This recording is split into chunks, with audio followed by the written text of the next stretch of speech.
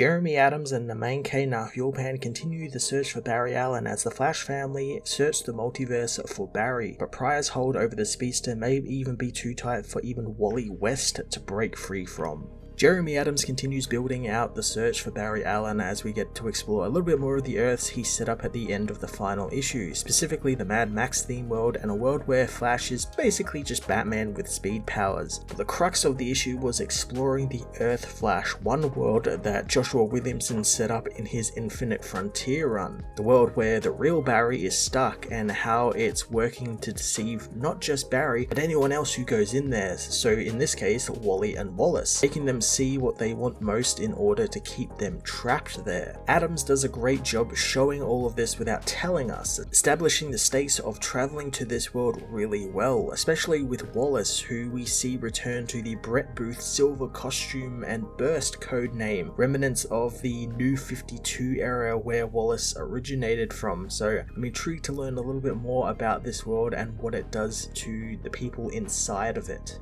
Namankay Nahulpan again delivers some fun action sequences and more dynamic artwork, and because Adams does a lot of showing not telling us, Namankay can actually kind of let loose with how he portrays these certain universes to help tell the story. And I like how all the different multiversal styles, from the Mad Max one to the dark Gotham-esque Central City and the 60s styled Flash world, all meld together really well. And I like that we actually got to spend a decent chunk of the book in the 60s styled Flash, this time adding a few more dark elements from the New 52 as Wallace begins to be influenced by this world.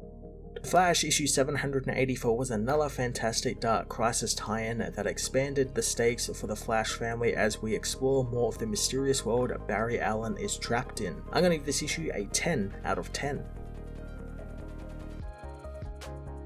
The Flash issue 784 finds A. Barry Allen talking about how it's been 10 years since the faction arrived and destroyed his world, but he has a plan. Barry speeds through the desert in his Mustang, pursued by trucks and ATVs as he heads towards a giant spire in the desert. He pulls the pin on a grenade, throwing at one of the bikers who gets too close, blowing him up as Max Mercury and Jesse Quick catch up, thinking it's time they slow everyone down a little bit before anyone else gets hurt. Jesse slides under the truck and deals with a carload of thugs as Max deals with the bikers. Jesse takes out the driver of the giant truck, but out in front of them, Barry has gotten out of his car, grabbing an RPG from the trunk and firing it at the truck, knowing Terramongus won't stop him. Max, however, redirects the missile in super speed as Jesse brings the truck to a stop. The speedsters introduce themselves to this world's Flash, saying that they are looking for their friend Barry. Barry says he's never heard of these two before, making the heroes realize they're on the wrong Earth and this isn't their Barry Allen. Flash tells them to get going fast as Terramongus soon arrives, blasting apart the truck with rockets from her own truck. Jesse hopes that the other teams are having better luck, as elsewhere, Jai and Iray try and get the multiversal transporter watch to work properly, as a being demands to know why they are in his city. Iray apologizes since they are looking for her uncle, but Jai tells her not to talk, just run. Iray speeds them out of the area as the Night Flash believes them to be henchmen of Knives, and that's where their speed powers come from, knowing the villain can make as many of the henchmen as he wants, but he'll still run them out of the city. Night Flash goes after the kids, almost grabbing Jai with his claws, but the boy punches the being away with his super strength, allowing them to escape.